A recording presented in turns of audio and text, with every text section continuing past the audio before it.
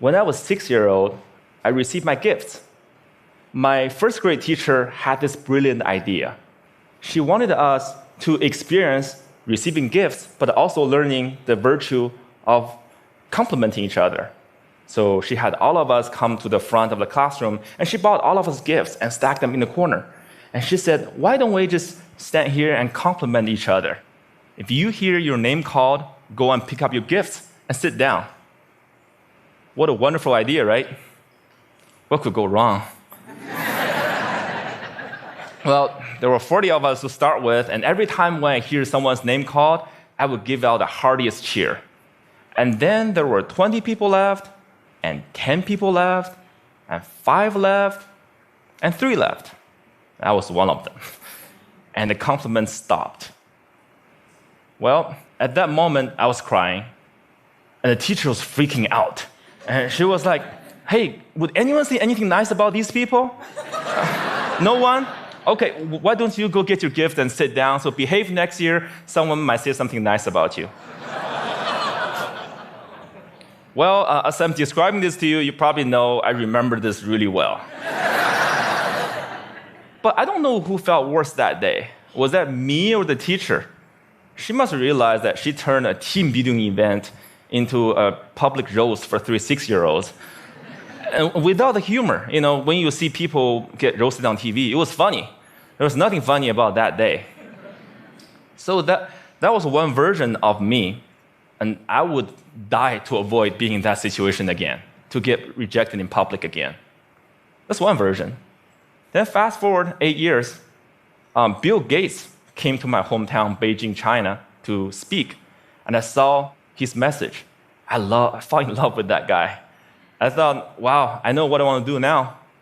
That night, I wrote a letter to my family telling them by age 25, I will build the biggest company in the world, and that company will buy Microsoft.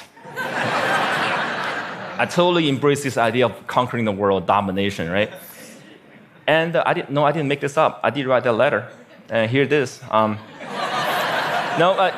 You don't have to read this through. And this is also bad handwriting, but I did highlight some keywords. You get the idea.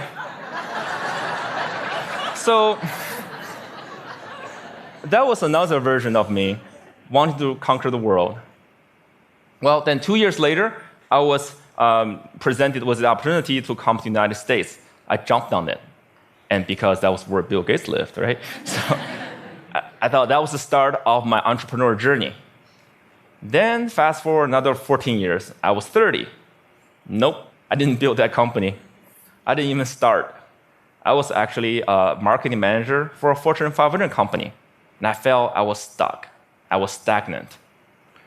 Why is that? Where is that 14-year-old who wrote that letter? It's not because he didn't try. It's because every time I had a new idea, every time I wanted to try something new, even at work, I wanted to make a proposal, I wanted to speak up in front of people in a group, I felt there was this constant battle between the 14-year-old and the 6-year-old. One wanted to conquer the world, make a difference. Another was afraid of rejection. And every time, that 6-year-old won. And this fear even persisted after I started my own company. I started my own company when I was 30. If you want to be Bill Gates, you got to start sooner or later, right? When I was an entrepreneur, I was presented with an investment opportunity.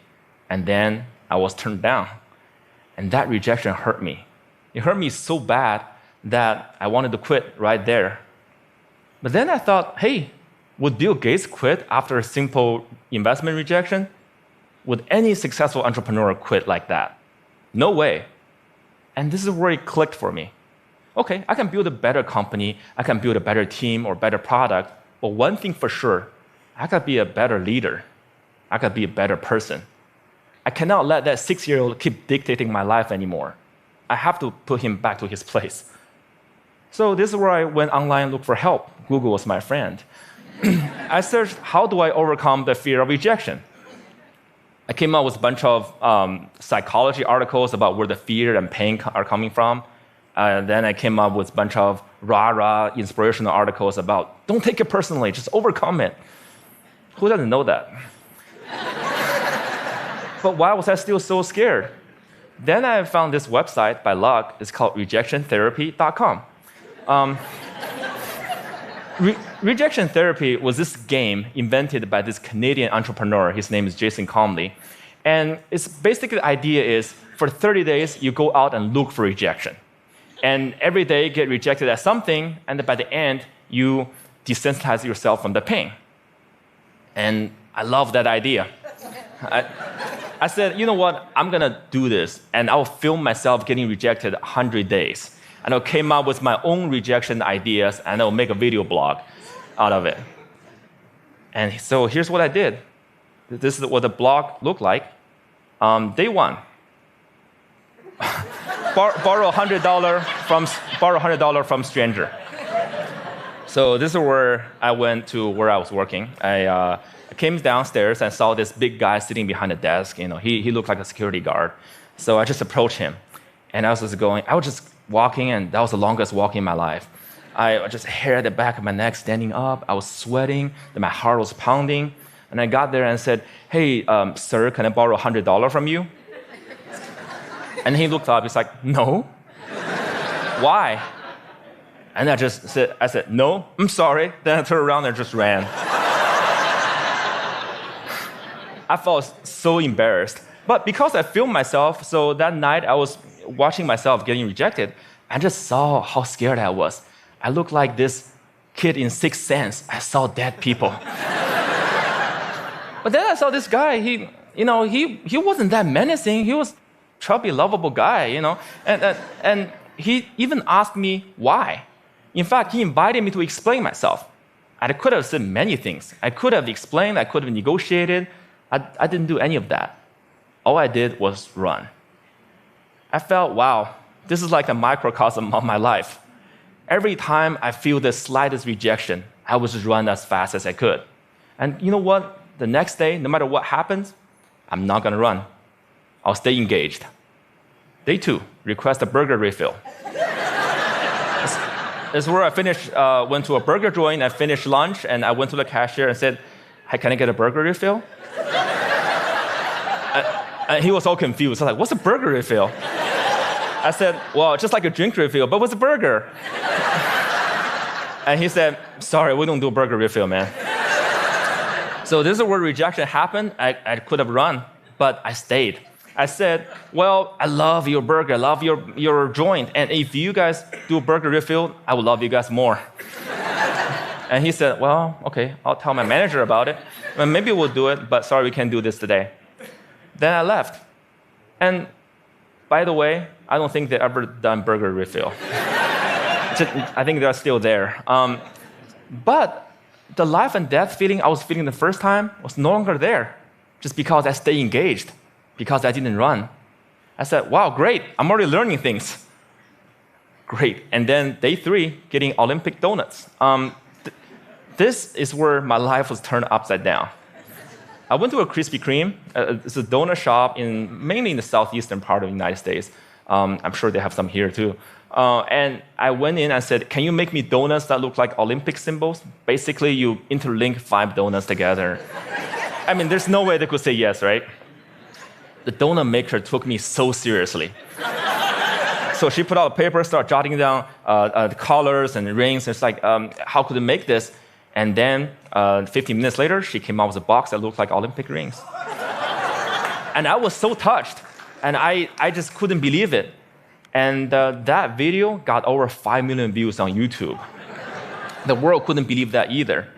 And because of that, I was on in newspapers and talk shows and everything, and I became famous.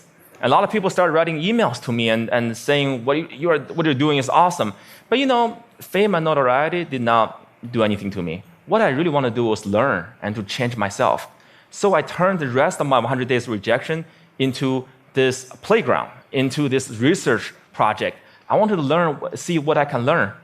And then I learned a lot of things. I discovered so many secrets. For example, I found if I just don't run, if I got rejected, I could actually turn a no into a yes. And the magic word is why. So one day, I went to a stranger's house, I had this flower in my hand, and I said, knock on the door, I said, "Hey, can I plant this flower in your backyard?" and he said no. But before he could leave, I said, hey, can I know why? And he said, well, I have this dog that would dig up anything I put in the backyard. I don't want to waste your flower. If you don't do this, go across the street and talk to Connie. She loves flowers. So that's what I did. I went across and knocked on Connie's door, and she was so happy to see me. And then half an hour later, there's this flower in Connie's backyard. I'm sure it looks better now.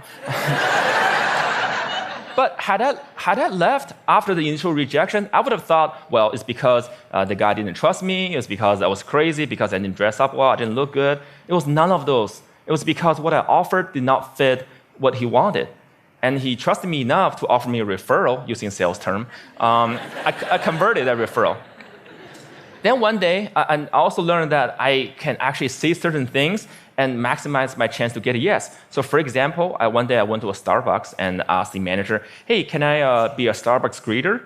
He's like, what's a Starbucks greeter? I said, do you know those Walmart greeters? You know, those people who say hi to you before you walk in the store and make sure you don't steal stuff, basically. And I want to give a Walmart experience to Starbucks customers. Well, I'm not sure that's a good thing, actually. Actually, I'm pretty sure it's a bad thing. And he was like, oh, yeah, this is how he looked. His name is Eric. He's like, I'm not sure. This is how he was hearing me. I'm not sure. Then I asked him, is that weird? He's like, yeah, it's really weird, man. But as soon as he said that, his whole demeanor changed. It's as if he's putting all the doubt on the floor. And he said, yeah, you can do this, and just don't get too weird. So for the next hour, I was the Starbucks greeter. I said hi to every customer that walked in and give them holiday cheers. By the way, I don't know what your career trajectory is. Don't be a greeter. It was really boring. But then I found I could do this because I mentioned, is that weird? I mentioned a doubt that he was having. And because I mentioned, is that weird? That means I wasn't weird. That means I was actually thinking just like him, seeing this as a weird thing. And again, I learned that if I mention some doubt people might have before I ask the question, I gain their trust. People will more likely to say yes to me. And then I learned I could fulfill my life dream by asking. You know, I came from 4 generations of teachers. And my grandma has always told me, hey, Jia, you can do anything you want, but it'd be great if you become a teacher. But I want to be an entrepreneur, so I didn't. But it has always been my dream to actually teach something. So I said, what if I just ask and teach a college class? So I lived in Austin at the time, so I went to University of Texas in Austin, knocked on professors' doors and said, can I teach your class? I didn't get anywhere the first couple times. But because I didn't run, I kept doing it. And on the 3rd try, the professor was very impressed. It's like, no one has done this before. And I came in prepared with the PowerPoints and my lesson. It's like, wow, I can use this. Well, when you come back in 2 months, I'll fit you in my curriculum. And 2 months later, I was teaching a class. This is me. You probably can't see this as a bad picture. You know, sometimes you get rejected by lighting, you know. But when I finished teaching that class, I walked out crying because I thought I could just fulfill my life dream just by simply asking.